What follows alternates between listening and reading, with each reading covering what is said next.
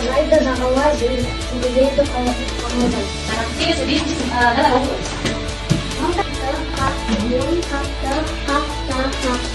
Қапта иә. Бүк түсті, алшы тұрды, тәйме тұрды, шеше алады, ал кім оны? Қалай ойлайсыздар? Асық ойыны, иә, қараңыздар.